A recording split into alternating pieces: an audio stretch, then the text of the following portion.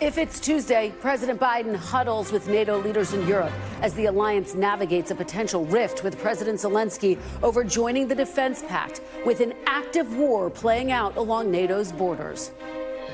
Plus, catastrophic and historic flooding slams the Northeast as severe storms dump 2 months' worth of rain on Vermont in just 2 days, threatening to submerge the capital as a critical dam nears capacity. And the plight of the right. More abortion bans, more Trump legal trouble, and more GOP infighting. I'll talk to a Republican presidential candidate about the top issues facing his party and his campaign.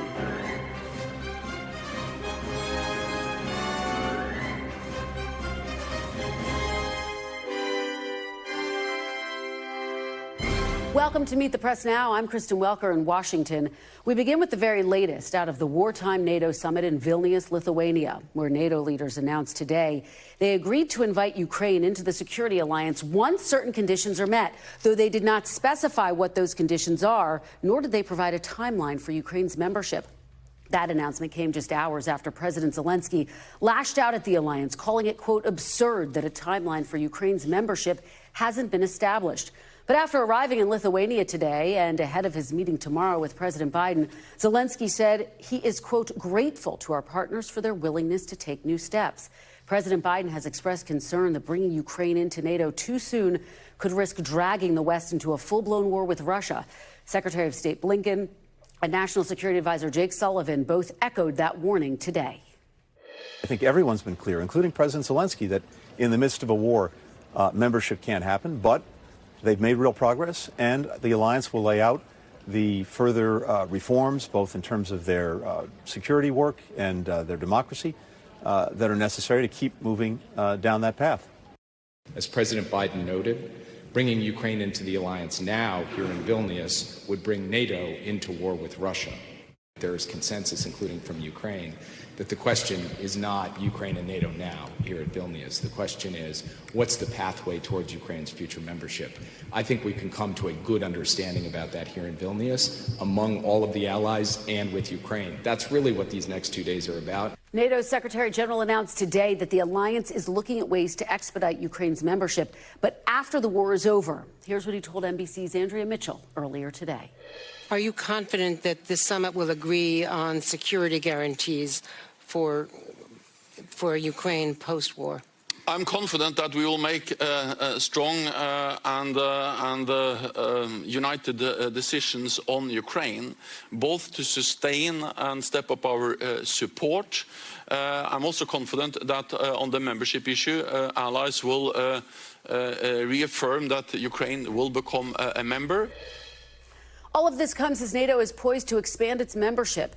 NATO Secretary General Stoltenberg announced yesterday that Turkey and Sweden reached a tentative agreement that would pave the way for Sweden to join the defense pact. President Biden praised the agreement while meeting with the Turkish president today at the summit. Joining me now is NBC News White House correspondent Monica Alba, who's covering the NATO summit, and NBC's Kelly Kobiella is on the ground in Ukraine. So, Monica, let's talk about this meeting between President Biden and Zelensky tomorrow. What are you expecting? What are you looking for?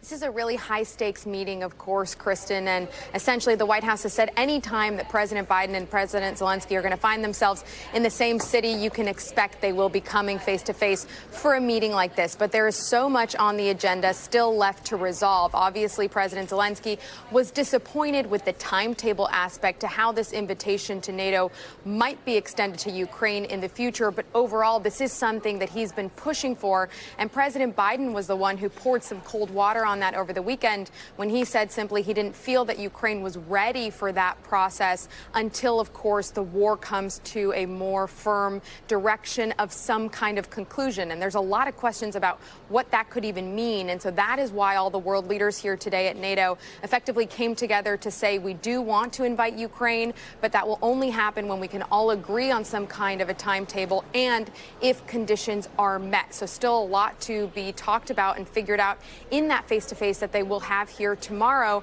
But the president also, of course, is going to be talking about a major show of support for Ukraine, not just with many of the things that President Zelensky has been asking for in recent months in terms of weaponry and everything else that they need on the battlefield, but also with all of these other countries now stepping up to pledge more of their defense spending to go toward Ukraine. And so I think you can expect to see President Biden continue to say we're here for Ukraine and we will support them, while still being a little bit measured on the actual joining of NATO by Ukraine, given still there's so much uncertainty about where this war now in its 500th day and beyond is headed, Kristen. And Monica, we talked about the fact that President Zelensky had that, frankly, angry tweet about the fact that there wasn't more movement towards Ukraine joining NATO. What was the administration's reaction to that earlier today?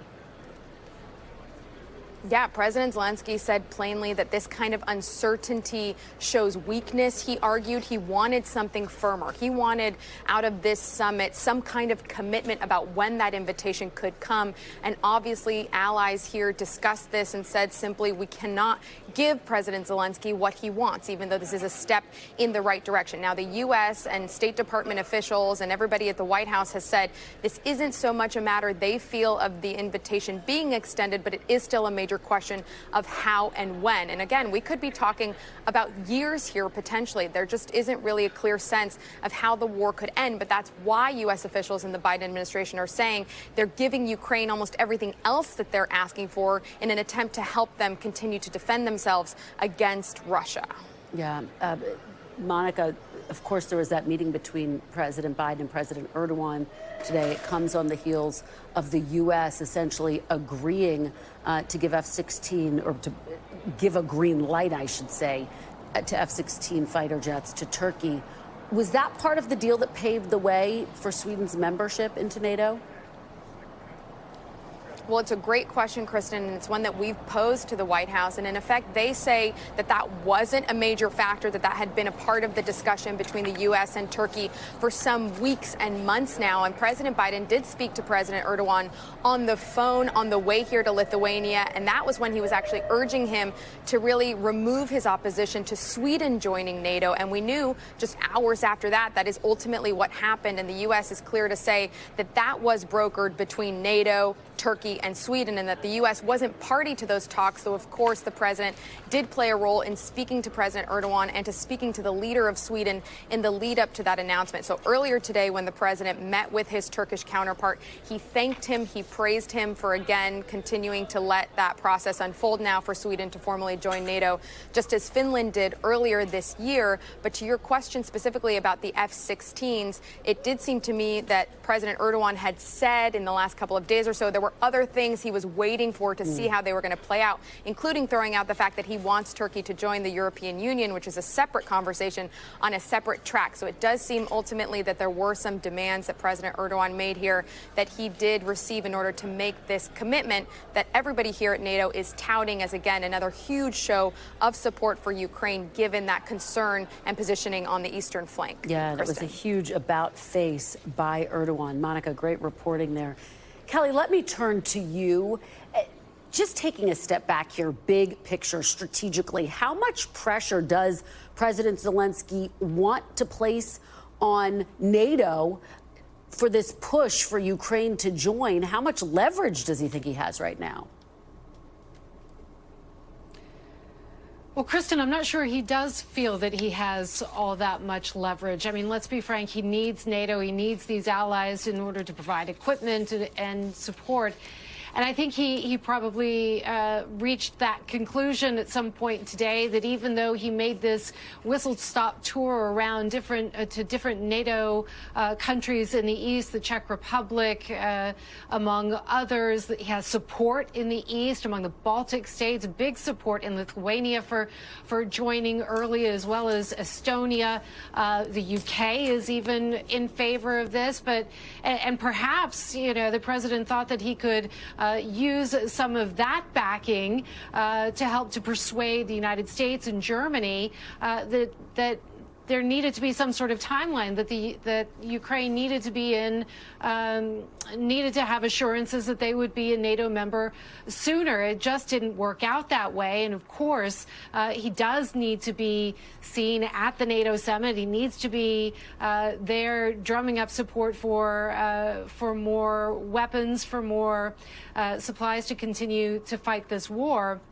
So I think it was pretty interesting when you saw him really back off that frustrated language just in a short time ago, saying that defense is the #1 priority. Perhaps he'll be able to, press his case with President Biden tomorrow, that he thinks that this is not the way to go, that he thinks a stronger message to Russia is needed. But, that remains to be seen. The bottom line is he needed to be at that NATO summit. He needs NATO.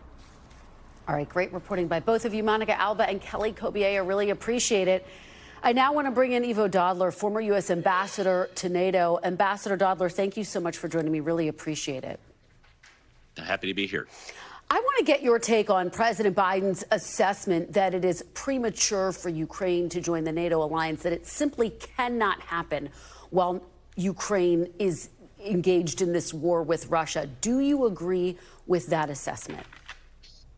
I agree that Ukraine joining NATO today would mean, in effect, that NATO joins the war against Russia, which is the one thing that NATO has agreed it doesn't want to do. And there's not a single member in NATO that is prepared to join directly in the fight with Ukraine against Russia.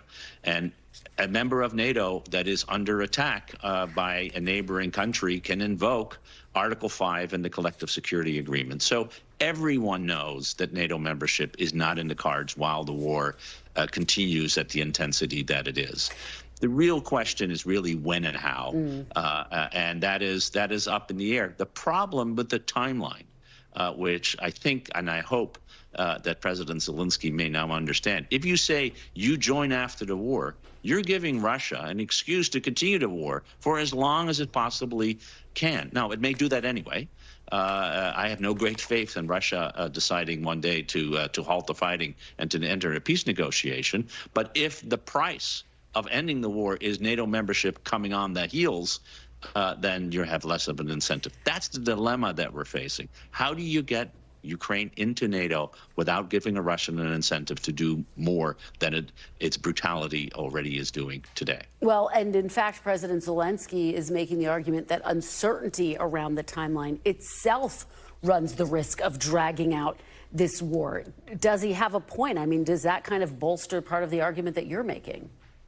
Well, I mean, it's true that this is that as long as Ukraine is not a member of NATO, and as long as Russia can count on fighting Ukraine by itself and doesn't have to confront the armed forces of all NATO countries, that is better for Russia. So in that sense, it's true. The question is, how do you get to that point? Yeah. It would have been much better if Ukraine had been a member of NATO before the 24th of February. And indeed, I think we now look back, and certainly the Finns and the Swedes look back and say maybe being a member of NATO early on before a war started is a better thing. But given where we are today, neither a timeline nor a date certain are going to work. We have to figure out how we're going to bring a country that is at war with contested borders into a security alliance that exists to defend that territory and all of that territory. We've been talking about the tense language that President Zelensky has been using, calling it absurd that there's not more clarity around this issue. How do you assess these tensions? Do you see it as a potential rift? And should NATO be concerned about that? No, I don't. I think, as Kelly said, NATO and particularly the United States and other major NATO countries are absolutely critical to the defense of Ukraine.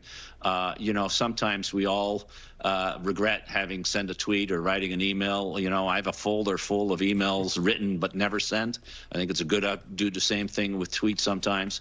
I think it sounded like a reaction in the moment when he heard what was going to happen. And then when he reflected upon it, to understand that he needs to press the case, He needs to do that for his domestic audience, but he also needs to do it for a global audience that he wants to become a member of NATO as soon as possible, but also understand that there's a limit to what NATO will do, and that what he really needs now, today, is weapons and support and intelligence and training, which is what many NATO countries, the U.S. foremost, are providing him. Well, you know, it was notable because the communique came out and said that NATO will join, but also has to meet certain conditions, and it didn't specify what those conditions are. What do you anticipate those conditions will be, obviously, in addition to this war coming to an end? Yeah, I think that it talks about security and political. So in the area of democratization, the consolidation of democracy is important. It is good that that there has been democratic progress. More, particularly on the anti-corruption side, will be necessary. I think on the military side, you know, bringing Ukraine into NATO today would make it the second largest and most capable military within NATO, only after the United States. They are interoperable. They're learning how to use our weapons and our capabilities. In fact, they're teaching us a lot about the weapons that we're sending there. So I don't think that's a condition. It's a holding pattern. Because there is no agreement within NATO. There are certain countries that are not yet prepared to say Ukraine should be in NATO today, tomorrow, or even the day after. And that's ultimately, as we found out with Sweden and Turkey, if you don't have an agreement, then it isn't going to happen. So building consensus is what diplomacy is all about, and the hard work remains to be done. Well, and speaking of weapons, obviously the decision to send cluster munitions has come under intense scrutiny. They have been banned, as you know, in more than 100 countries due to humanitarian concerns. Our Andrea Mitchell asked Secretary of State Antony Blinken about that earlier today. Take a look at this exchange. The stockpiles around the world and in Ukraine of the unitary munitions, not the cluster munitions, were running low. They're about to be depleted. And so the hard but necessary choice to give them the cluster munitions amounted to this. If we didn't do it, if we don't do it, then they will run out of ammunition. If they run out of ammunition, they will be defenseless. Just very briefly, because we're almost out of time, are you comfortable with the U.S. decision to send cluster munitions? I don't think anybody is comfortable with the decision.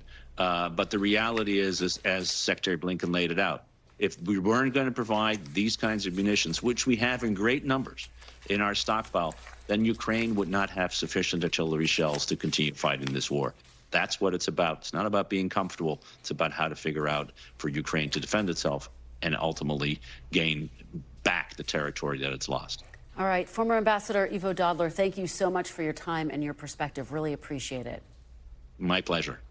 Coming up, Secretary of State of Emergency. Parts of Vermont's capital city are underwater as historic floods pummel the Northeast, forcing thousands to evacuate as even more rain threatens the region. Plus, former President Trump's lawyers moved to delay the 2024 frontrunner's criminal trial over classified documents amid new legal developments in a separate Trump investigation out of Georgia. You're watching Meet the Press now.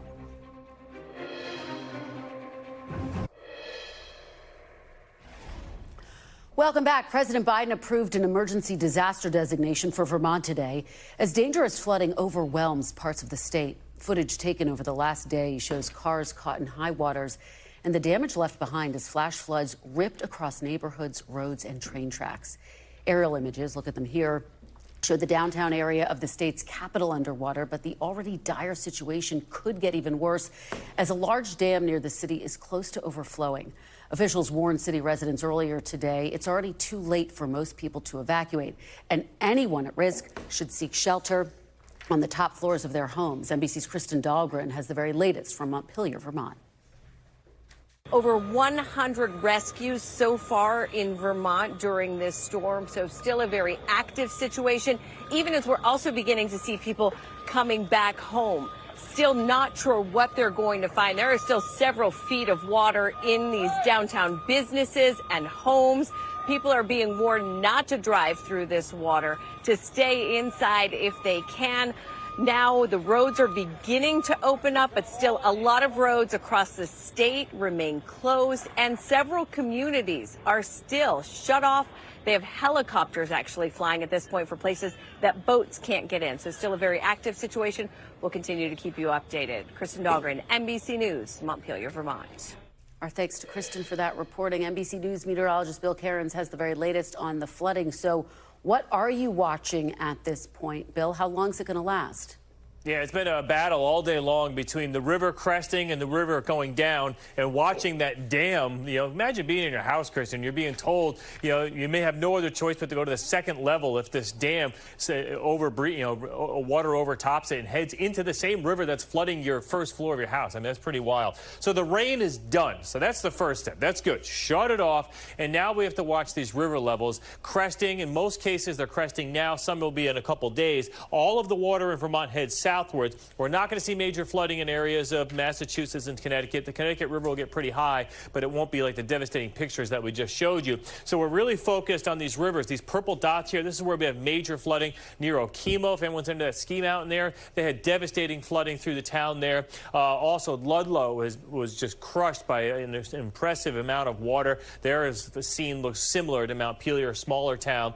Burlington, Vermont actually fared okay. So the river that we just showed you all the pictures in Montpelier, that's the Winnisook River. So this blue line shows you the river. It was at 5 feet before this rainstorm, and it went all the way up to 21 feet this morning. It rose about 16 to 17 feet out of where it was before the rain started. So the current level, it's already dropped right around 2 to 2.5 feet. It's dropping about 6 inches about every hour, Kristen. So this is good. By about 3 a.m., it should be down below flood stage, and everything should be back in its banks, and then the cleanup can begin tomorrow.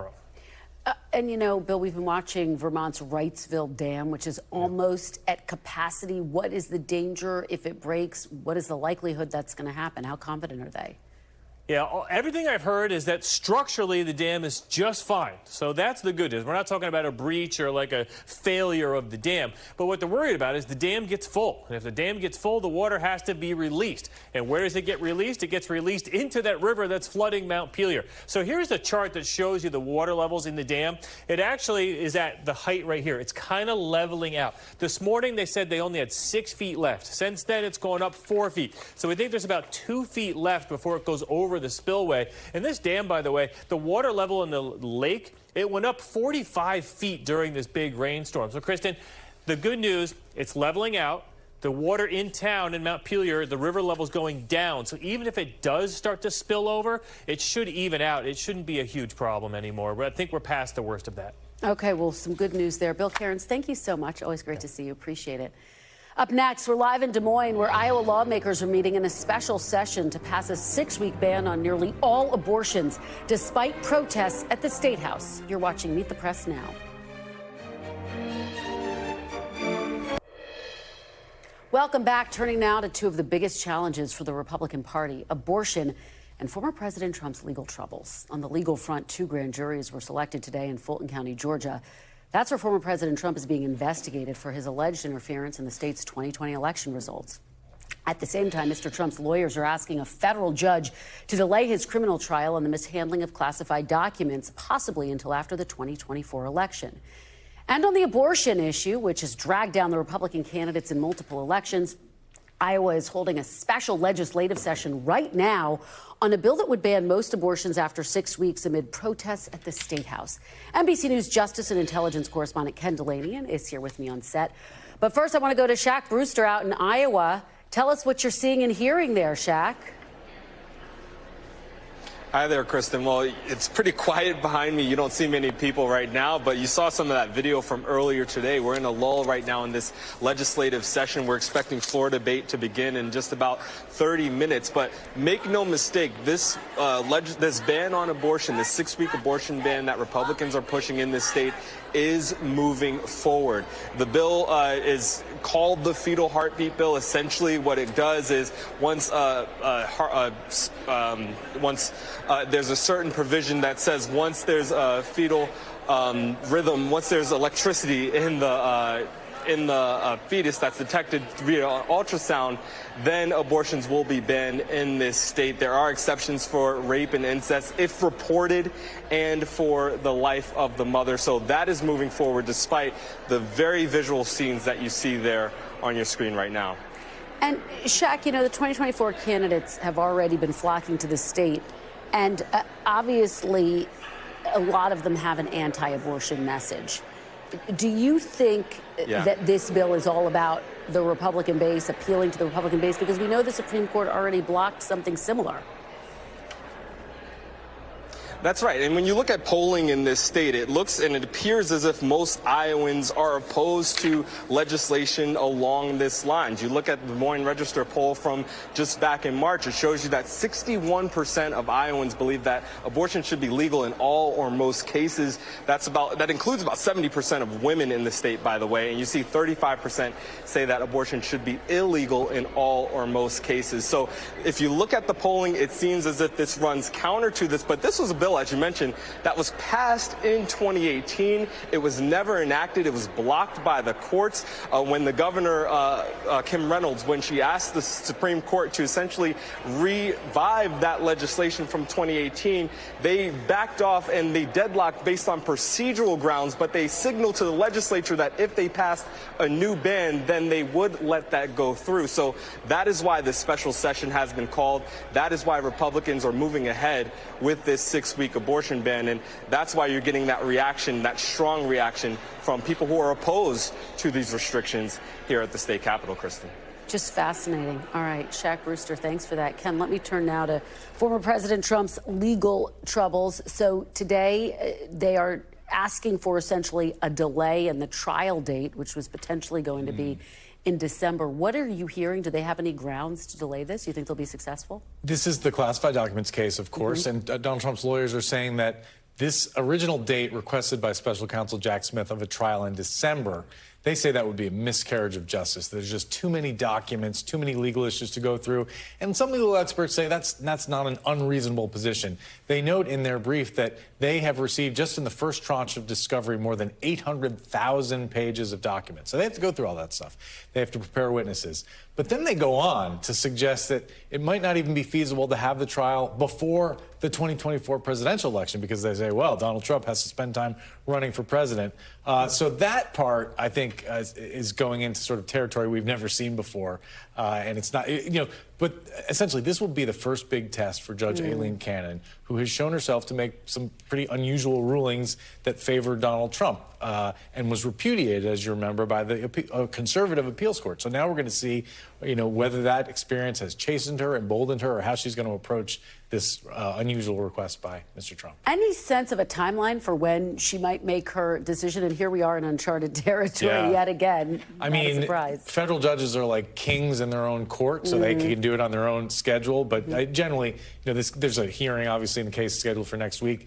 We would assume in the coming days we'll see a ruling. Let's talk about what happened in Fulton County today. 2 more grand juries were seated and selected today, I should say. What does that mean? Does it have any implications at all for the probe into the effort to overturn the 2020 election results? Absolutely. Our Crackerjack team down there is reporting that these are the grand juries, one or both, that will be considering criminal charges in that case. Remember, a special grand jury investigated, but they couldn't bring the charges. So these grand juries are going to hear evidence, and the DA down there has signaled that a charging decision could come between late July and early August. Okay, a lot to watch. Ken Delaney, thank you. Good to see you. Coming up after the break, my one-on-one interview with Republican presidential candidate Will Hurd, who could be risking his spot on the debate stage by refusing to pledge his support to the party's eventual nominee if it's former President Trump. You're watching Meet the Press now.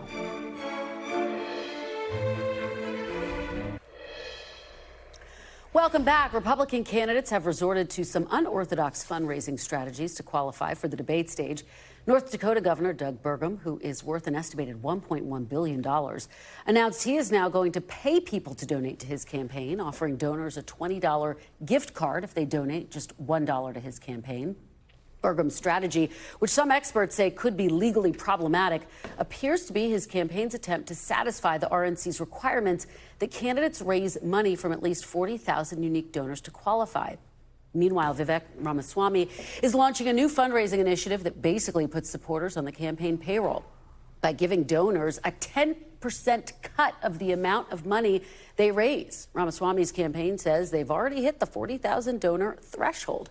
Joining me now is another candidate vying for the Republican presidential nomination, former Texas Congressman Will Hurd. Congressman Hurd, thank you for being here. Really appreciate it.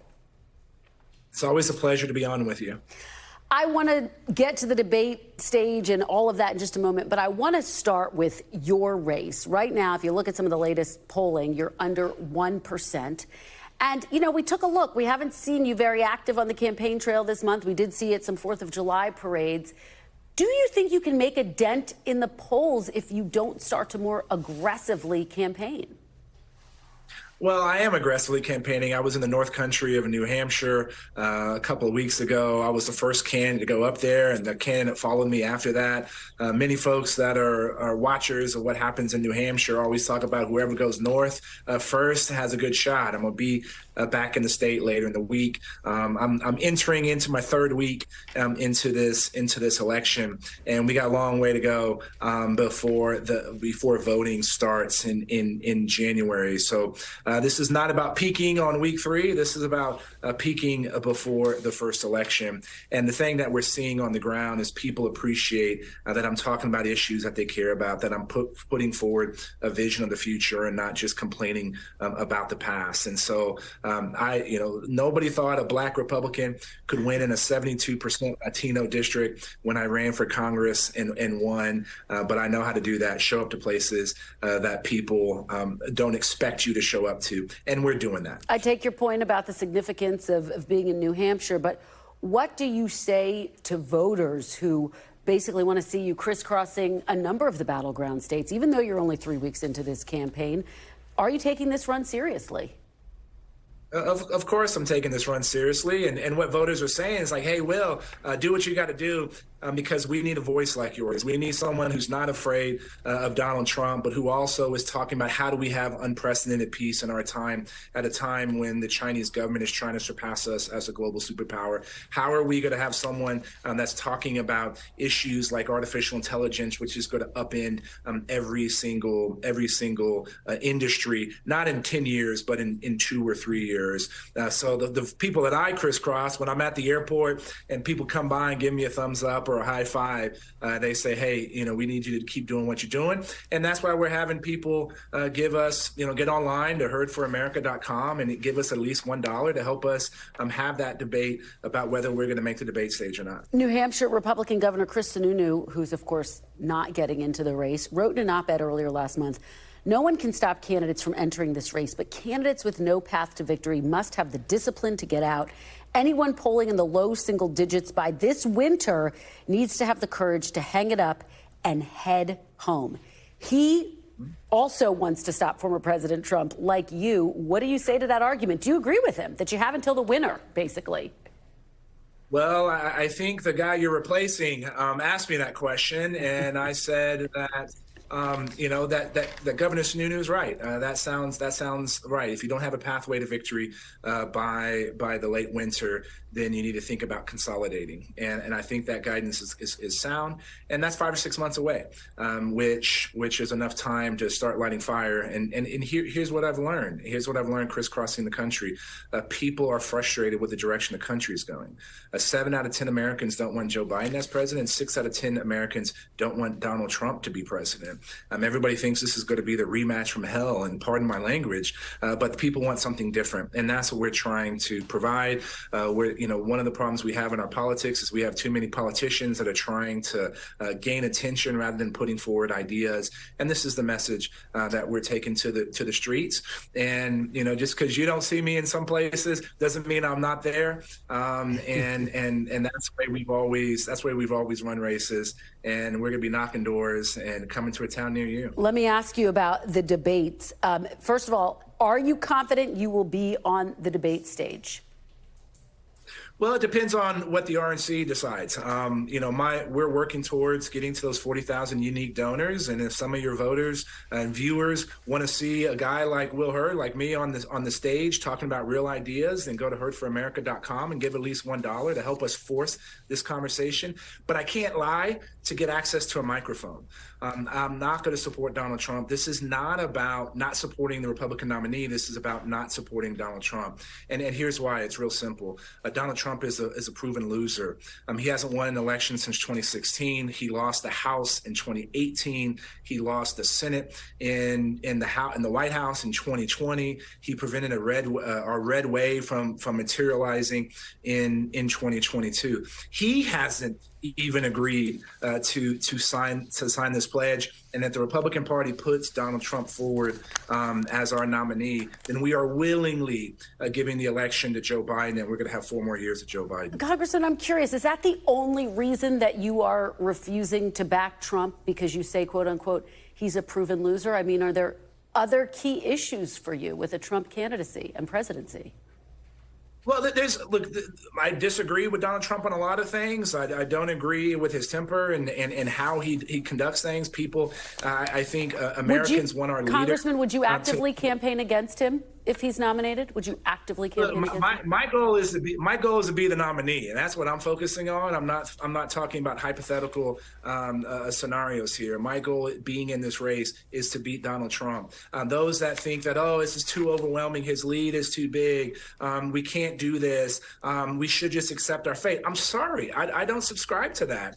There's a lot of time between now and the first elections. At this time in 2016, Donald Trump had less than 1% in the polls, and we should have learned since 2016 that these national polls reflect a period in time. They don't necessarily reflect what's going to happen on the ground. We saw that in the 2022 election. Many people that came on your network thought that Republicans and Kevin McCarthy was going to have like a 32 to 35 seat majority. This is the night of the election, and we know he only ended up with 5. And so to me, this is about putting an alternative vision forward. We are faced with complicated challenges. We are faced with generational defining challenges, and we need people having a competition of ideas. And we also need leaders that recognize we're better together. And this is the message we're taking to the United States. Congressman, I do want to ask you about foreign policy, what's happening at NATO right now. The fact that President Zelensky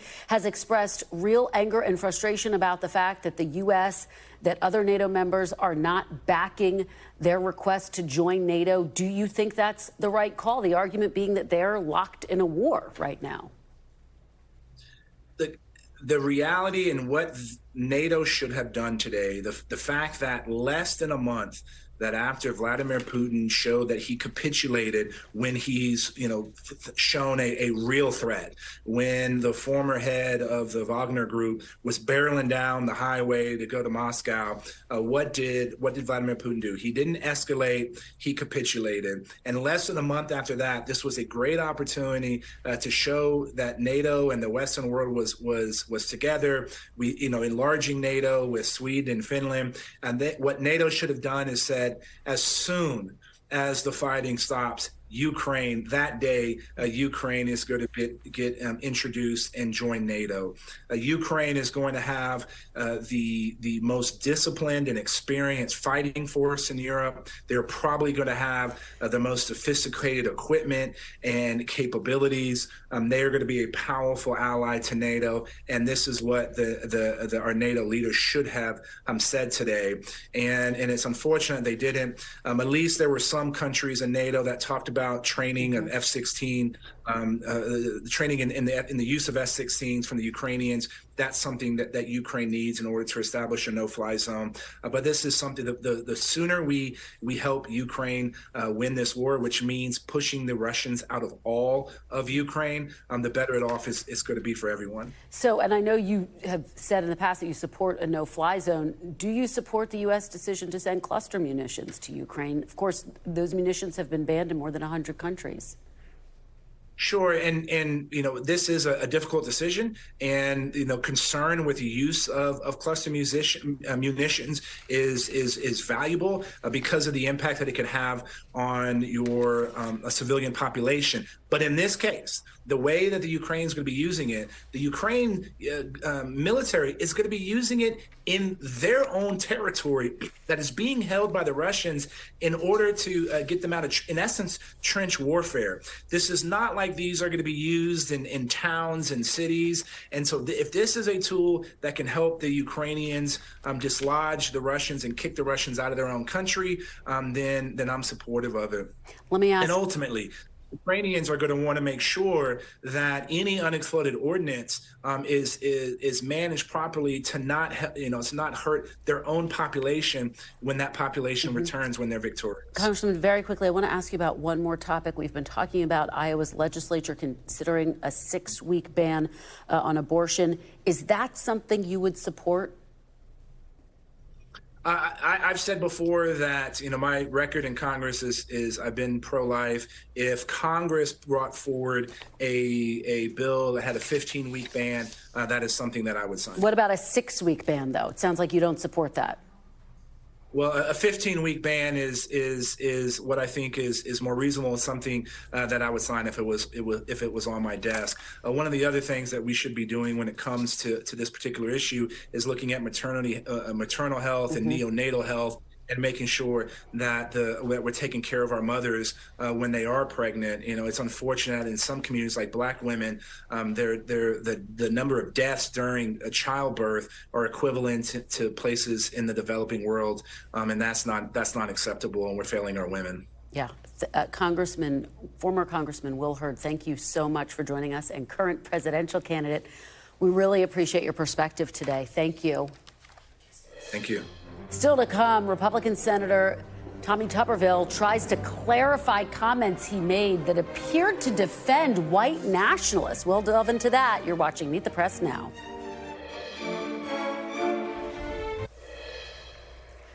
Welcome back. Senate Majority Leader Chuck Schumer is calling on Republican Senator Tommy Tuberville to apologize for comments he made about white nationalists.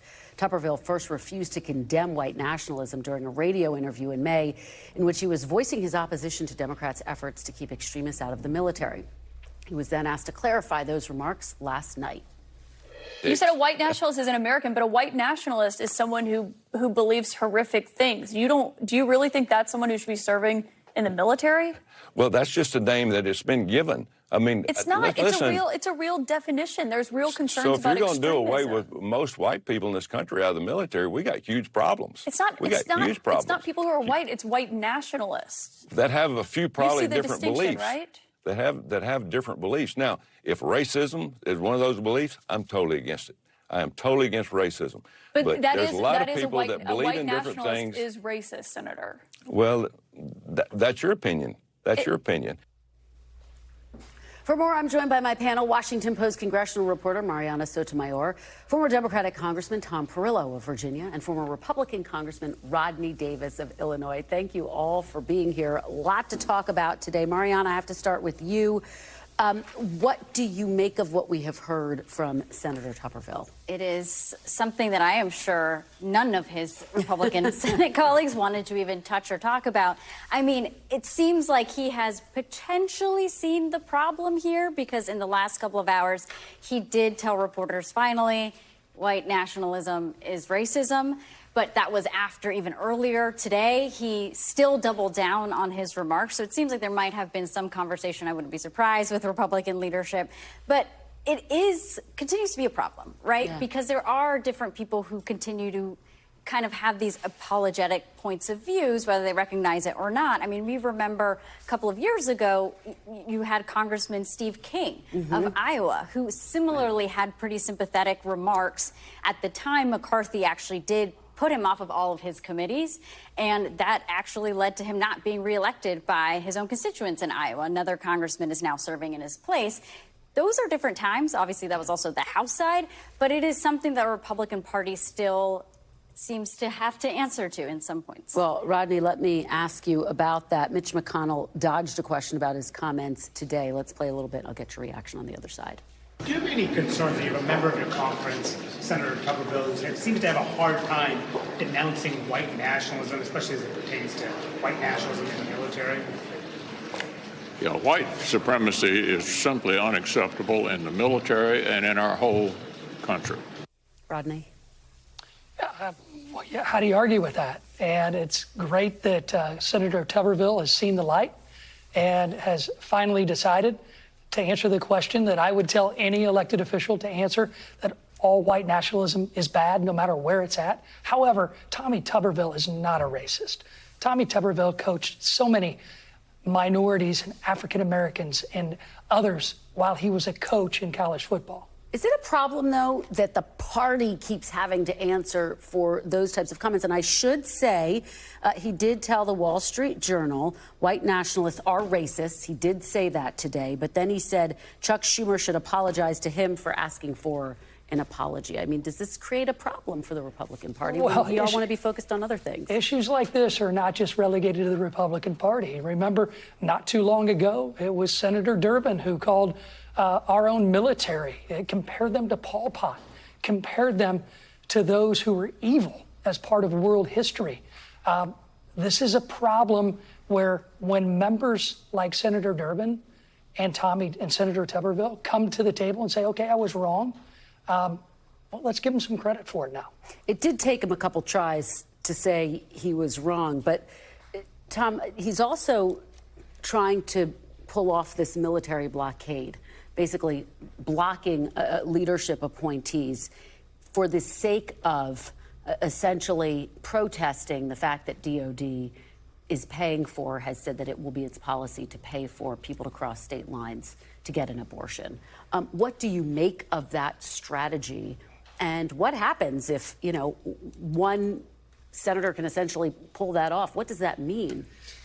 Well, these aren't slip-of-the-tongue moments. These are deeply serious issues that affect our national security. The military has been saying this to the Senate for years and years, that white nationalism in its ranks is a problem. They consider it a national security problem. They consider the ability to be a brand that is above that and stands above that to be central to our national security. So for someone who has served on armed services and in relevant positions, you are not listening to the military tell you, in addition to the sheer immorality of not calling out white supremacy as a clear wrong. Now to be blocking these appointments as well is, again, putting, I think, rather cheap politics ahead of our national security and our national defense, as well as not playing to our greatest values as a multi-racial democracy. And I think these things are serious. They have consequences. Rodney, what do you make of that? And what do you make of this military blockade of this blockade of military appointees? I don't necessarily agree with Senator Tuberville's tactics, but he's doing what he told his constituents he was going to do. It's amazing to me that Republicans, when they do what they say they're going to do during the campaign, it then becomes a major issue. Tommy Tuberville was very clear. He was not happy with the executive decisions by our military leaders to allow for abortions to be paid for with taxpayer dollars. That used to be a bipartisan agreement when we had the Hyde Amendment. It seemed the Democrats broke that agreement. Mariana, what are your sources telling you on the Hill about this tactic, this strategy by Senator Tuberville? And again, one of the big questions, I think, in people's minds is, where does this end if one senator has the capacity to do this on a policy that he disagrees with? So what I at least am hearing is, of course, that this is putting a strain legitimately now on the DOD, and the DOD is now making that clear in certain areas that they need certain positions to be filled. I will say, to your question of when does this end, maybe there is a light at the end of the tunnel, in the sense that right now Congress is beginning to debate the NDAA, which is defense authorization, something they have to do every year, typically very bipartisan. There are a lot of amendments that could possibly be on the floor that will address abortion. Many Republicans are pushing for that, and obviously Democrats offering their own proposals as well on that issue. I mean, if Republicans in the House do end up rejecting these amendments, or maybe some of them get included, Tuberville will have an answer a little bit on where at least his party, at least where the House stands, and then the Senate is obviously going to have to pass that bill or some changed version of that bill. So could he still continue to blockade even after that? Yes, but maybe there'll be more of a consensus, or at least a clear sign from a majority of Congress saying, this is what we agree on this issue. I just had an opportunity to interview, obviously, former Congressman, current presidential candidate, Will Hurd. And look, Rodney, he is making the case. He thinks he's got a shot to be on the debate stage. There are 13 candidates so far in this race. What do you make of where this primary stands right now? Well, I love Will Hurd. Served with Will. He's a great friend of mine. Will's got to do a better job of getting out into the communities in Iowa, New Hampshire, and others.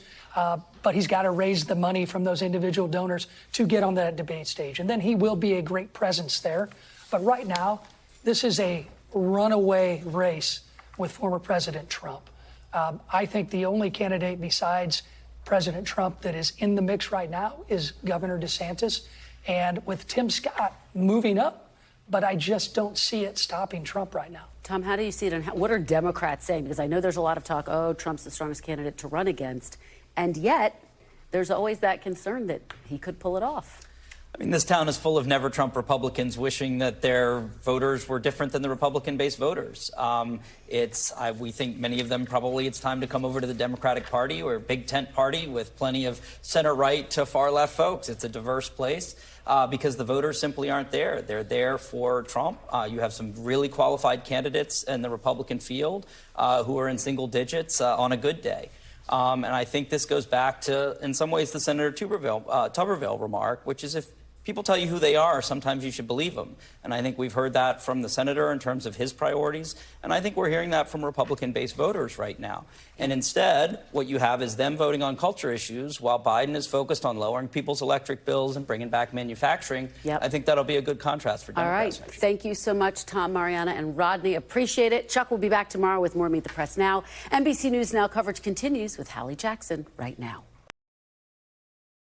Thanks for watching our YouTube channel. Follow today's top stories and breaking news by downloading the NBC News app.